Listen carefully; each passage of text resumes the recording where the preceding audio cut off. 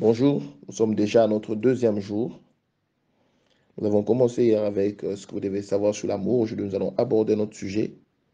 Donc d'abord, vous remercier pour l'attention que vous portez à ce webinaire sur la préparation à la vie de couple. Merci pour tous ceux qui réagissent. Merci pour ceux qui réagissent en privé, ceux qui réagissent dans le groupe. Merci pour les questions. Merci pour la confiance. Merci d'être là. Nous vous disons sincèrement merci de vous savoir là. J'ai vu des noms, j'ai vu des gens qui sont là. Je suis vraiment touché par votre confiance. Merci beaucoup. Alors aujourd'hui, nous allons parler d'un sujet qui est aussi important.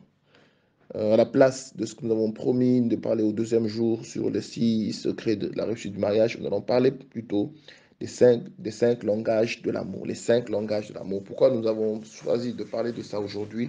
C'est par rapport à ce que nous avons, ce par quoi nous avons fini hier. Nous avons fini hier en parlant de l'amour véritable.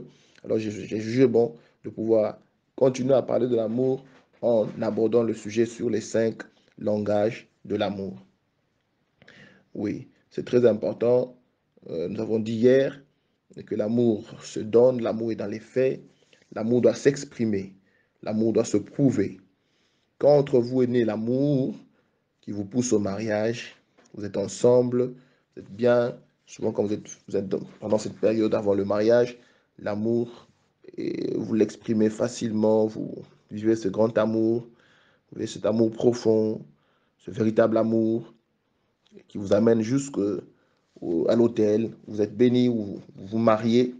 Mais souvent, qu'est-ce que nous remarquons? C'est après un temps, le même amour que vous viviez avant le mariage n'est plus là. Il s'évapore, il disparaît. Et c'est le cas dans plusieurs couples. Et quand ça demeure ainsi, vous allez voir le couple se séparer ou carrément continuer à vivre ensemble, mais sans la joie de vivre ensemble, sans le bonheur d'être ensemble. C'est pour ça que nous avons jugé bon de parler de ce thème qui est important, qui est à la base de beaucoup d'incompréhension dans le mariage, qui font que les gens se séparent, les gens n'arrivent pas à vivre heureux, parce qu'au fait, il y a un problème avec l'amour, ce que l'amour doit s'exprimer. L'amour s'exprime au travers de 5 langages de l'amour. C'est un problème important à comprendre parce que vous pouvez faire des efforts, mais si vous ne vous comprenez pas, vous pouvez faire des efforts pour exprimer votre amour, mais si votre partenaire ne comprend pas les expressions d'amour que vous utilisez, si votre partenaire ne se sent pas aimé malgré tous les efforts que vous faites pour lui exprimer votre amour, cela n'engendrera que de la frustration, que de la confusion, et chez votre partenaire, et chez vous, et chez vous-même. La raison qui fait que les efforts de prouver l'amour ne produisent rien, aucun résultat palpable, c'est que les gens ne parlent pas le même langage de l'amour. De la même manière qu'en communication, vous ne pouvez communiquer avec une personne que si vous comprenez la langue que la personne utilise. Si vous parlez français, la personne doit comprendre français euh, pour saisir ce que vous voulez lui dire, pour comprendre ce que vous voulez lui dire. Donc, c'est très important de comprendre que pour vous faire comprendre, vous devez utiliser un langage que votre partenaire comprend. En amour, pour que votre partenaire se sente aimé, comprenne que vous l'aimez, vous devez lui montrer dans un des langages de l'amour que votre partenaire comprend. Votre langage et celui de votre partenaire peuvent être différents, comme l'anglais et le français. Vous pouvez lui parler en anglais alors que le partenaire ne comprend que le français. Euh, il ou elle ne comprendra soit rien du tout, soit elle comprendra mal, soit elle comprendra avec beaucoup de difficultés, soit elle pourrait même comprendre de travers. C'est pour ça que vous êtes obligé, premièrement, d'identifier le langage de l'amour de votre partenaire, identifier son langage de l'amour, quel est le langage que mon partenaire comprend. Deuxièmement, vous devez apprendre ce langage de l'amour parce que euh, il peut s'avérer qu'il ne vous est pas familier. Et puis, troisièmement, commencez à parler dans le langage d'amour que votre partenaire comprend. Chaque personne, vous comme votre partenaire, a un langage qu'il comprend le mieux. Et souvent, nous ignorons et nous oublions qu'il nous créons plus la confusion ou de la frustration en nous exprimant dans un langage que votre partenaire ne comprend pas. Vous pouvez vous exprimer sincèrement, vous pouvez vous exprimer de tout votre cœur, fournir des efforts, mais si vous utilisez des expressions ou des langages, un langage que votre partenaire ne comprend pas, tous vos efforts ne porteront à rien. Tous vos efforts ne produiront rien de positif. Mais lorsque vous aurez identifié et appris à parler le langage de l'amour que votre partenaire comprend, alors vous serez mieux compris, votre amour sera arrosé et votre relation sera entretenue. C'est très important de comprendre cela. Tout amour, pardon, je voulais dire, tout homme a besoin de se sentir aimé. Votre partenaire, pour s'épanouir, pour vivre le bonheur dans votre couple, a besoin de se sentir aimé. Il y a un vide en chacun. Il y a un réservoir en chacun qui doit être comblé par l'amour. Et la seule façon de combler cet amour, c'est d'exprimer votre amour dans un langage de combler le vide ou le réservoir d'amour de votre partenaire, c'est d'exprimer, de montrer à votre partenaire que vous l'aimez dans un langage que celui-ci comprend. J'espère que je me fais comprendre. Depuis notre enfance, tous nous avons appris une ou deux langues. La langue maternelle, une des langues nationales, ou une langue officielle, le français ou l'anglais. Aujourd'hui, même dans les écoles, les enfants apprennent l'anglais. Donc, depuis notre enfance, en grandissant auprès de nos parents, à l'école et tout, nous apprenons des langues. Et ces langues, en même temps, ce sont des moyens de nous exprimer, mais nous sommes limités seulement par ces langues que nous connaissons. Lorsqu'une personne viendra vers nous et que cette personne nous parlera dans une langue que nous n'avons jamais apprise, nous ne comprendrons rien de ce qu'elle nous dira. Et nous-mêmes, et nous aussi, lorsque nous irons vers une personne qui ne comprend pas les langues que nous avons apprises, cette personne ne nous comprendra pas. C'est ainsi aussi en matière d'amour. Vous avez vu les choses, vous avez vu ce qui s'est passé auprès auprès de vos parents, vous avez vécu avec vos amis, vous avez vu ça à la télévision, d'une manière ou d'une autre. Vous avez appris un des langages de l'amour, un ou deux des langages d'amour que vous avez appris, que vous comprenez depuis un temps, que pour vous, c'est cette seule manière d'exprimer l'amour envers son partenaire. Vous serez limité par cet amour-là. Mais dès que vous entrez dans une relation avec une autre personne, vous êtes appelé à découvrir quel est le langage que la personne comprend. Et au-delà de ce que vous avez appris, apprenez ce langage-là et commencez à vous exprimer pour votre partenaire dans ce langage que lui comprend facilement. Alors, nous allons citer ces 5 langages de l'amour. Premièrement, nous avons les paroles valorisantes. Deuxièmement, les moments de qualité, les paroles valorisantes. 2, les moments de qualité. 3, les cadeaux. 4, les petits services.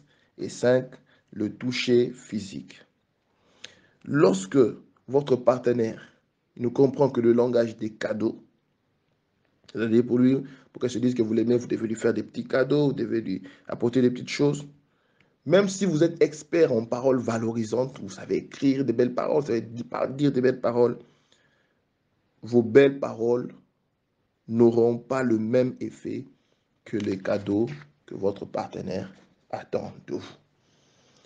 Même si pour vous-même, vous aimez qu'on vous dise des paroles valorisantes, mais pour votre partenaire, vous devez apprendre à vous exprimer dans le langage des cadeaux, parce que c'est ce langage-là que votre partenaire comprend. J'espère que je me fais comprendre. Alors là, nous allons attaquer avec les différents langages de l'amour. Le premier langage de l'amour que nous allons aborder, ce sont les paroles valorisantes. Les paroles valorisantes sont un moyen d'exprimer votre amour, un moyen d'exprimer votre amour dans lequel le partenaire est valorisé. Les compliments ou les paroles d'appréciation sont des puissants moyens de communiquer l'amour, d'exprimer votre amour. Vous le faites vous le faites mieux quand vous le faites simplement, quand vous le faites naturellement, sans hypocrisie, quand vous le faites sincèrement. Ce n'est pas des choses que vous faites par hypocrisie ou des mensonges, mais vous le faites simplement, vous le faites sincèrement. Et c'est ça C'est la meilleure moyen de pouvoir utiliser ce langage, des paroles valorisantes. Quand vous dites à votre partenaire, tu as une belle allure dans ce vêtement, tu es très belle dans cet ensemble. J'ai toujours apprécié ta ponctualité. J'aime ta façon de parler. J'apprécie ton courage. Tu m'as impressionné par ton courage. J'aime ton sens de responsabilité. Je pense que je peux compter sur toi. J'ai beaucoup aimé ce que tu as fait ce matin pour telle personne qui était venue te voir. Voilà. Quand vous exprimez des paroles qui valorisent votre partenaire, c'est une manière d'exprimer votre amour. Plusieurs partenaires sont en manque parce que malgré tous les efforts qu'ils font dans la vie, malgré tout ce qu'ils font dans la vie, leurs partenaires ne voient rien, ne disent rien, aucune parole valorisante. Je prends un exemple. Votre partenaire se dit, je veux bien m'habiller pour vous faire plaisir. Malgré qu'il est bien habillé ou qu'elle est bien habillée, vous ne lui dites rien. Vous pouvez le constater, mais vous ne dites rien. Malheureusement, ce partenaire va recevoir des compliments auprès d'autres personnes. C'est frustrant. Les personnes, les compliments, les paroles valorisantes, pour ceux qui comprennent ce langage, ils les attendent plus des personnes qu'ils aiment. Plusieurs ont arrêté même de fournir des efforts parce qu'ils ne reçoivent jamais rien comme parole d'encouragement, paroles valorisantes auprès de leur partenaire. Votre partenaire a arrêté de faire certaines choses qu'elle faisait avant ou ont arrêté de faire certaines choses qu'elle faisait bien avant. Pourquoi? Parce qu'elles ont été frustrées du fait qu'il n'y a aucune réaction de votre part, aucune parole valorisante, aucune parole d'encouragement. Des fois même, au lieu de paroles d'encouragement, ce sont des reproches qu'ils reçoivent, des incompréhensions, des exigences. Vous ne faites qu'empirer votre situation. Commencez par remplir son réservoir d'amour en paroles valorisantes et vous verrez votre partenaire rebondir et se remettre à faire les choses comme elle le faisait au commencement. L'objet de l'amour n'est pas d'obtenir ce que vous cherchez, mais plutôt de donner ou de faire pour l'autre, pour son intérêt et pour son bien-être. L'objet de l'amour n'est pas d'obtenir ce que vous cherchez, mais plutôt de donner ou de faire pour l'autre des choses dans son intérêt pour son bien-être. Vous devez le comprendre. Je répète cette phrase encore. L'objet de l'amour n'est pas d'obtenir ce que vous cherchez, mais plutôt de donner ou de faire des choses pour votre partenaire dans son intérêt et pour son bien-être. Dans les paroles valorisantes, nous retrouvons les paroles d'encouragement. Faites des compliments, car en faire est un moyen d'exprimer des paroles valorisantes à votre partenaire. Les compliments sont des paroles qui inspirent le courage, qui encouragent, qui inspirent la force, qui poussent le partenaire à faire encore plus ce qu'elle fait. Ces paroles vous poussent à accomplir des bonnes choses à votre partenaire. Le potentiel latent qui est encore caché dans votre partenaire, dans un domaine ou un autre, peut exploser seulement par vos paroles d'encouragement, vos paroles valorisantes. Votre partenaire pourra exprimer mieux ce qu'elle fait, pourra faire mieux ce qu'elle fait, être une meilleure version d'elle-même, peut s'épanouir, peut être propulsé seulement au travers des paroles valorisantes que vous lui dites. Vous voulez vivre avec un partenaire épanoui. Vous voulez vivre avec un partenaire qui exprime ce qu'elle est. Vous voulez un partenaire qui donne le meilleur de lui-même. N'oubliez pas les paroles valorisantes, c'est très important. Souvent, le véritable sens de la vie n'est pas dans les choses que nous réalisons, mais plutôt dans nos relations. Votre partenaire grandira mieux. Votre partenaire s'épanouira mieux. Votre partenaire progressera mieux dans son domaine, non pas avec des reproches, mais plutôt avec des paroles d'encouragement, des paroles valorisantes. Souvent, nous commettons l'erreur en faisant le contraire. Nous avons plus de remarques, nous avons plus de reproches, plus de critiques, et cela crée encore plus de frustration, et cela est nuisible à votre relation. Les remarques, les reproches, les critiques, au lieu de faire avancer votre partenaire, créera au contraire des frustrations, et le bloquera, et cela est très nuisible à votre relation.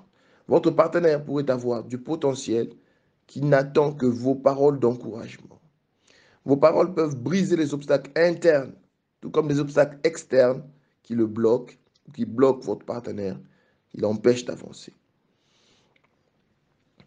Vous savez, plusieurs ne vivent pas leurs rêves par manque d'encouragement de leur partenaire.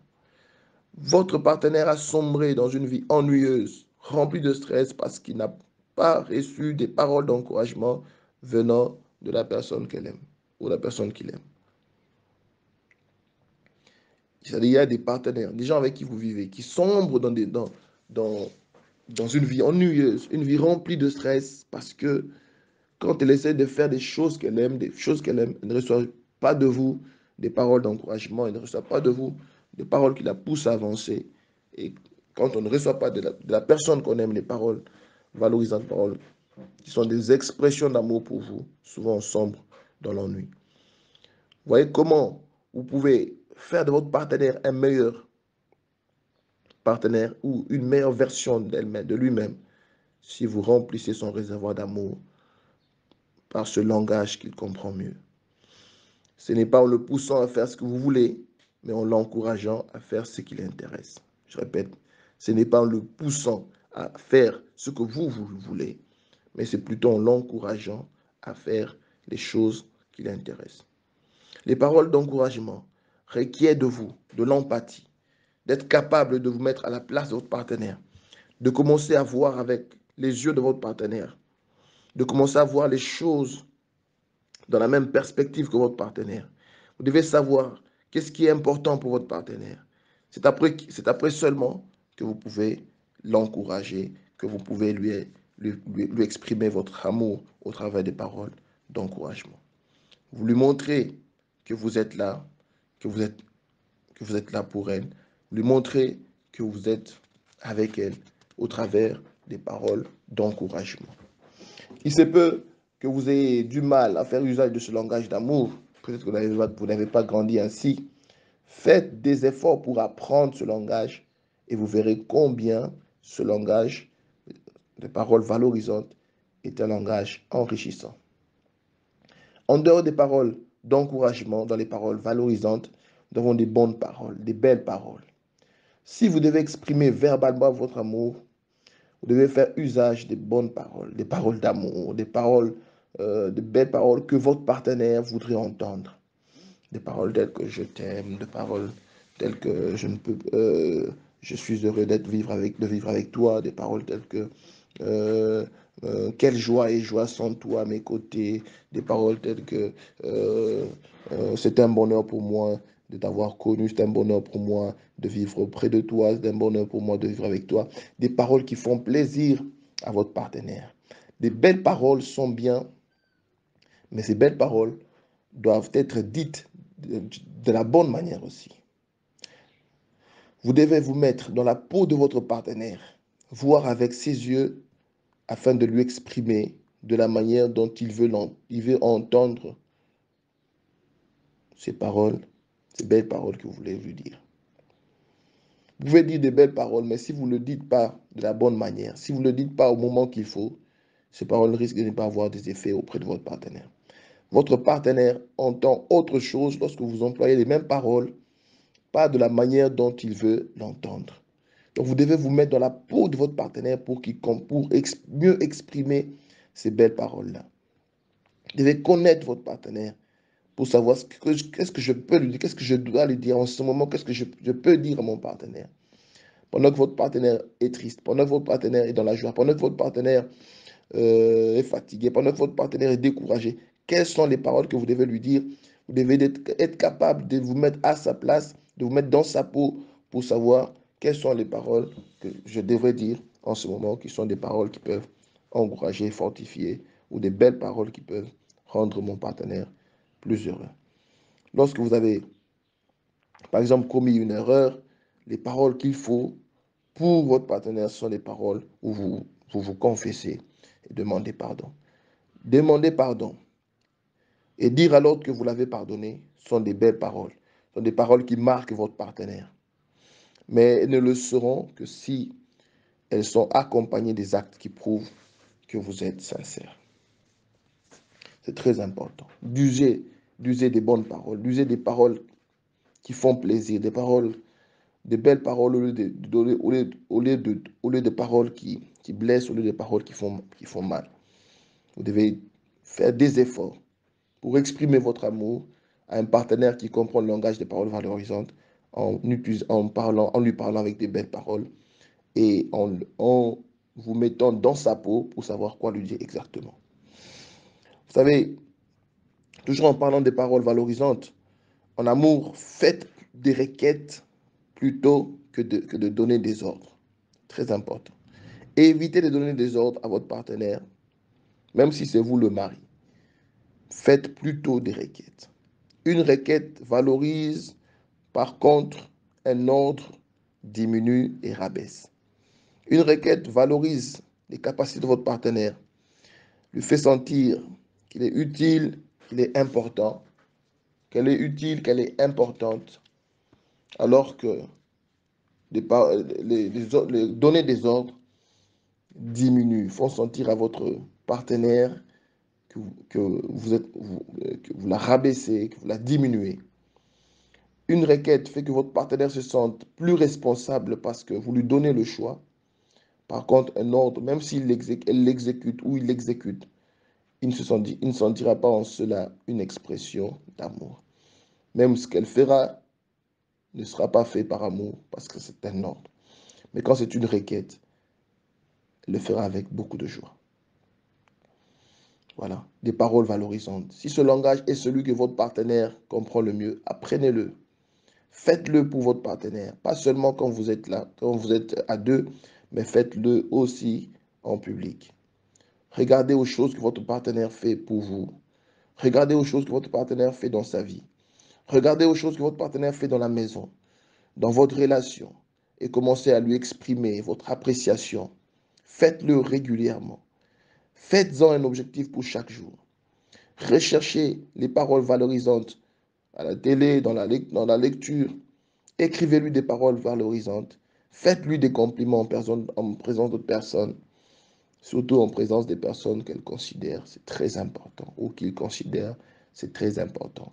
Donc, le langage valorisant sont un moyen d'exprimer votre amour à votre partenaire quand c'est le langage qu'il ou qu'elle comprend. Voilà le premier langage de l'amour. Le deuxième langage de l'amour sont des moments de qualité. Par moment de qualité, nous comprenons des moments où vous donnez à votre partenaire toute votre attention. Ce n'est pas en étant assis ensemble, en regardant la télé, ensemble, chacun dans son coin en train de chatter. Vous êtes ensemble, mais en regardant un film. Non, les moments de qualité, c'est des moments où vous êtes assis ensemble, vous regardez, vous parlez. Vous marchez ensemble, vous sortez ensemble, vous faites un restaurant, un moment où vous prêtez toute votre attention à votre partenaire. Pour certaines personnes, les paroles valorisantes ne comptent pas autant que les moments de qualité. Il y a de ces partenaires qui, pour eux, pour comprendre que vous l'aimez, vous devez avoir souvent des moments de qualité avec lui ou avec elle. Souvent, vous êtes busy. Mais si c'est ça le langage que votre partenaire comprend, ne pas lui donner ce moment, vous tuez à petit feu votre relation, vous tuez à petit feu votre amour. Les moments de qualité, vous devez avoir une attention focalisée sur votre partenaire. Ce n'est pas suffisant d'être dans la même pièce avec votre partenaire. Vous devez lui prêter toute votre attention. Vous focalisez sur lui. Vous pouvez être dans la même pièce, mais ne pas être ensemble. Surtout à l'ère d'aujourd'hui, des smartphones, des réseaux sociaux, Facebook et tous les autres. Pendant que votre partenaire vous parle, vous êtes en train de texter, vous naviguez sur Facebook, vous regardez des statuts, vous tapotez sur votre ordinateur. Des moments de qualité, c'est être ensemble et faire des choses ensemble avec toute votre attention. Les moments de qualité, c'est aussi des conversations de qualité où vous partagez des expériences, vous partagez des pensées, vous partagez des sentiments, vous partagez des désirs, comme des amis. Les moments de qualité, des conversations de qualité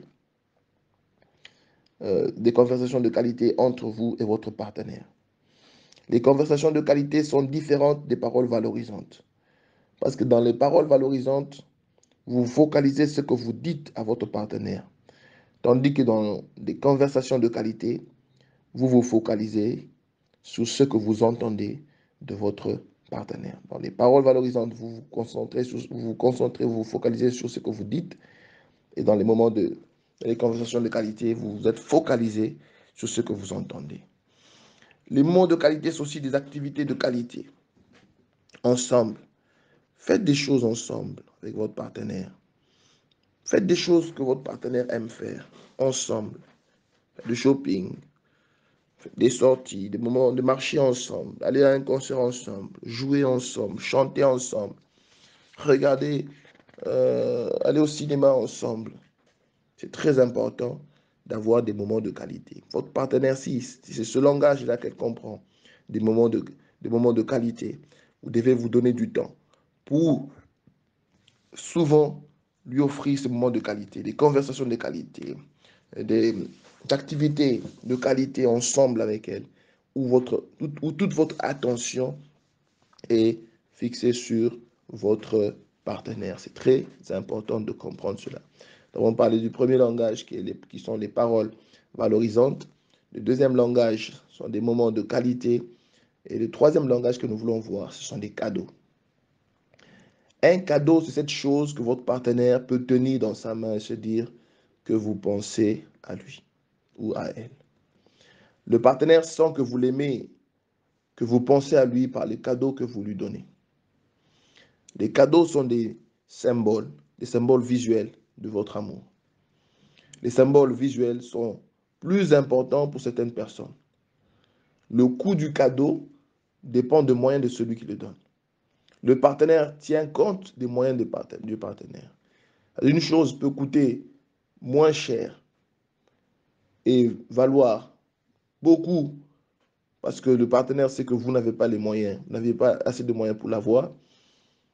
Et si une personne plus riche offre le même cadeau, ce même cadeau peut ne pas avoir la même valeur. Donc la valeur du cadeau dépend aussi des moyens utilisés, des efforts fournis, des sacrifices que vous fournissez pour l'offrir à votre partenaire. Lorsqu'il voit que le cadeau vous a coûté beaucoup, le cadeau aura beaucoup plus de valeur pour lui, pardon. Si le langage de votre partenaire est celui des cadeaux, cela ne fait pas de lui un matérialiste. Je répète, si le langage de votre partenaire est celui des cadeaux, cela ne fait pas de lui ou ne fait pas d'elle un matérialiste. Vous devez faire des efforts pour pour découvrir ce qui ferait plaisir à votre partenaire. Les cadeaux que vous offrez à votre partenaire sont un investissement pour votre relation. Si votre partenaire comprend mieux ce langage, vous devez changer votre attitude par rapport à l'argent. Votre façon de dépenser l'argent doit changer. Faites des cadeaux à votre partenaire. En faire devient un investissement pour votre relation. Vous remplissez le réservoir d'amour de votre partenaire et ainsi vous vivrez heureux. Vous êtes en train d'investir sur votre relation. Vous devez le comprendre ainsi. Le meilleur cadeau que vous pouvez aussi offrir à votre partenaire qui comprend ce langage des cadeaux, c'est le don de vous-même. Ce cadeau est aussi très précieux pour votre partenaire qui comprend que le langage des cadeaux, par votre présence auprès d'elle ou auprès de lui, quand il en a besoin. Lorsque votre partenaire a besoin de vous, de votre présence, et que vous êtes là, c'est aussi un cadeau que vous offrez, que vous lui offrez, et une expression d'amour quand il comprend ce langage. Donc, nous avons parlé des paroles valorisantes, nous avons parlé des moments de qualité, nous avons parlé des cadeaux, nous allons entamer le quatrième langage qui est les petits services. Les petits services tels que faire un petit repas, faire un petit déjeuner, dresser la table, laver les vêtements, passer le balai, des petits services qui requièrent du temps, qui requièrent des efforts, qui requièrent de l'énergie. Quand vous le faites volontairement, c'est une expression d'amour. J'aimerais insister ici, ce n'est pas seulement l'homme, quand l'homme le fait, ça devient une expression d'amour, mais même quand la femme le fait pour son homme, pour son partenaire homme, c'est aussi une expression d'amour quand elle est faite avec tout son cœur. Nous allons donner 3 observations. Première observation, c'est que nous ne faisons pas les mêmes choses que nous faisions avant le mariage, après le mariage. Lorsque 2 personnes se marient, souvent on remarque les choses qu'ils faisaient avant le mariage, ne le font plus après le mariage. Nous ne sommes plus les personnes que nous étions quand nous sommes tombés amoureux l'un de l'autre. Nos actions sont influencées par ce que nous avons vu chez nos parents, notre personne. Parce que avant, lors des fiançailles, vous avez un comportement différent. Mais lorsque vous vous mariez, souvent le comportement que vous affichez, c'est le comportement que vous avez vu auprès de vos parents, c'est le comportement qui provient de votre personnalité, qui provient de votre perception de l'amour, qui provient de vos émotions, qui fait que vous ayez un comportement différent de celui que vous aviez avant le mariage. Et ça, c'est un problème. Ça, c'est une difficulté que nous devons résoudre. C'est la première observation qui est faite. La deuxième observation, c'est que dans l'amour, c'est un problème de choix et non de contrainte. Vous devez passer par des requêtes pour obtenir les petits services et non faire donner des ordres. Nous devons comprendre que les petites choses que nous faisions avant le mariage, nous devons choisir de le faire aussi après le mariage. C'est un problème de choix. Ce n'est pas un problème de contrainte. Ce n'est pas un problème d'être obligé de le faire, mais nous pouvons offrir des petits services à notre partenaire, pas parce que nous sommes obligés de le faire, mais nous devons le faire parce que c'est aussi une expression d'amour pour notre partenaire. Donc, même quand il s'agit de demander ces petits services, celui qui demande ces petits services doit ne pas le faire en donnant des ordres, mais doit choisir de faire des requêtes, doit choisir de ne pas critiquer, car la critique fait que les petits services ne soient plus des expressions d'amour. La critique fait que ces petits services deviennent des contraintes, deviennent des obligations et qui n'ont rien à voir avec des expressions d'amour. Première observation, c'est que les choses changent. Nous devons choisir de faire les mêmes choses que nous faisions avant. Nous devons choisir de changer. C'est très important. Nous devons choisir de faire différemment de ce que nous avons appris parce que nous devons entretenir notre amour. Troisième observation, c'est que les gens critiquent dans le domaine, souvent les gens critiquent dans le domaine où ils attendent quelque chose de leur partenaire. Lorsque votre partenaire vous fait une critique, ne la prenez toujours pas mal, mais comprenez dans cette critique qu'elle attend de vous quelque chose qui, pour elle, est une expression d'amour. Lorsqu'elle critique, par exemple, votre nourriture, qu'elle n'a pas été bien faite, parce que pour ce partenaire, bien préparé pour lui ou pour elle est une expression d'amour. Donc, lorsqu'elle voit que vous n'avez pas bien préparé pour elle, c'est que vous n'avez pas exprimé votre amour. Elle a appris que sa maman exprimait son amour envers son père en lui faisant des petits plats, des bons plats. Et son papa était content, était heureux. Mais lorsque vous arrêtez de le faire, il peut comprendre cela comme si vous avez arrêté d'exprimer votre amour envers elle. C'est très important de comprendre que les critiques, quoi qu'ils peuvent faire du mal, mais derrière ces critiques, il y a plutôt un besoin d'amour qu'il faut combler. Donc, les petits services sont aussi un moyen d'exprimer votre amour. Les petits services demandent à ce que nous puissions réexaminer notre façon de voir le rôle dans la maison. Ce n'est pas parce que vous avez balayé que vous cessez d'être l'homme dans la maison, que vous cessez d'être le mari dans la maison, que vous cessez d'être le chef de la famille. Non. Offrir un petit service est une expression d'amour. Donc c'est très important de pouvoir le faire si pour votre partenaire, c'est un langage qu'il comprend ou qu'elle comprend. Demandez à votre partenaire une liste des choses qu'il aimerait que vous fassiez pour lui et commencez à le faire. Souvent, les gens ne donnent pas beaucoup d'attention à ce langage d'amour parce que souvent les hommes ne donnent pas, euh, souvent les hommes ne donnent pas beaucoup d'attention à ce langage d'amour parce que ils se disent que c'est quelque chose de normal qu'ils font, alors que pour une femme, quand elle le fait pour son mari, c'est une expression d'amour. Ce n'est pas parce qu'elle est obligée, mais c'est parce qu'elle vous aime qu'elle le fait. Donc, nous devons comprendre que les petits services aussi sont une expression de l'amour. Si pour votre partenaire le faire, c'est c'est ce langage qu'elle comprend, alors prenez le courage de pouvoir lui offrir cette expression d'amour qui sont les petits services. C'est très important. Et le dernier langage, c'est le toucher physique. Nous avons parlé de paroles valorisantes, nous avons parlé des moments de qualité, nous avons parlé des moments de qualité, nous avons parlé des moments de qualité, nous avons parlé, pardon, nous avons parlé de paroles valorisantes, nous avons parlé des moments de qualité, nous avons parlé des cadeaux, nous avons parlé, nous venons de parler des petits services, donc paroles valorisantes, des moments de qualité, les petits cadeaux, les petits services. Nous allons terminer par le toucher physique. Nous n'allons pas aller en profondeur avec ce point parce que nous savons qu'il y a beaucoup de gens qui se sont inscrits, on n'a pas tous le même âge. Mais si vous voulez vraiment qu'on approfondisse ce dernier langage, vous pouvez toujours nous suivre en privé. Donc le toucher physique, c'est pas seulement le sexe, mais il y a se toucher, se tenir la main par exemple, il y a se faire la bise, il y a s'embrasser, tenir l'autre sous son épaule, fortifier l'autre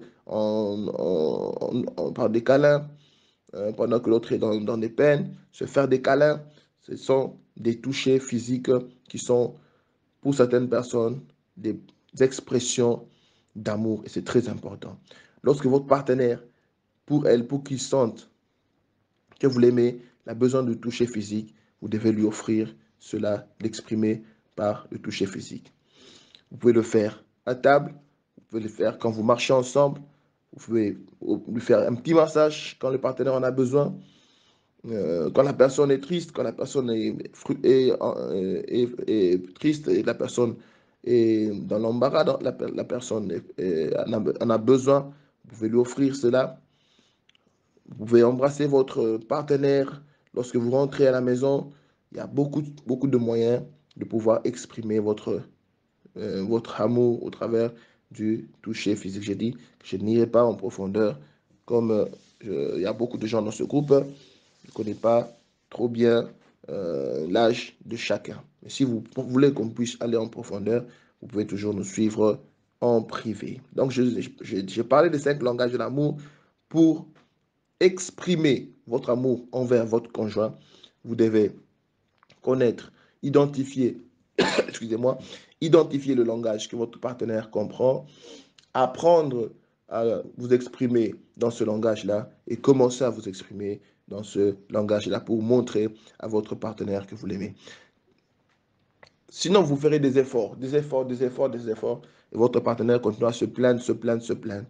Et vous irez de frustration en frustration, de confusion en confusion, tant que vous n'aurez pas appris, fait des efforts pour comprendre, pour identifier quel est le langage que mon partenaire comprend, comment je dois faire pour pouvoir lui montrer que je l'aime. Et c'est très, très important. Très, très important de comprendre cela. Ce qui est aussi important de l'en finir par là, c'est que d'abord, vous devez connaître. Commencer par découvrir votre propre langage de l'amour que vous comprenez. Quel est le langage de l'amour que vous-même comprenez? Avant de découvrir ou d'identifier celui de votre partenaire, commencez d'abord par identifier votre propre langage de l'amour à vous. Ensuite, vous identifierez celui de votre partenaire. Faites le choix de changer les choses en aimant votre partenaire comme il faut, par des actions, par des émotions. C'est très important de faire ce choix-là de changer les choses. Faire ce choix d'entretenir votre relation. Faire le choix d'entretenir votre amour. Faire le choix d'entretenir la flamme de votre amour. C'est ça qui fera que vous demeuriez dans ce bonheur qui est derrière le mariage basé sur le véritable amour. Faites le premier pas. N'attendez pas que l'autre fasse le pas. Avant de vous plaindre d'une chose, plaignez-vous d'abord de ce que vous ne faites pas.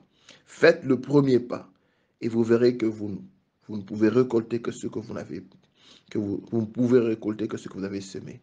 Commencez par semer et vous récolterez l'amour. Semez l'amour au travers de ces 5 langages de l'amour, au travers du langage que votre partenaire comprend, et vous récolterez beaucoup d'amour de la part de votre partenaire.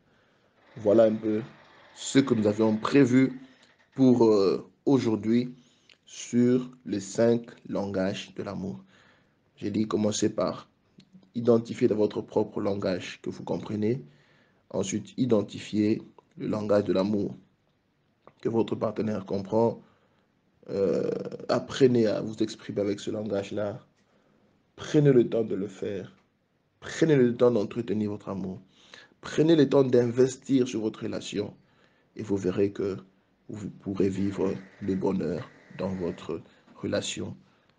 Alors, que Dieu vous bénisse. Nous nous retrouverons demain pour la suite de ce webinaire sur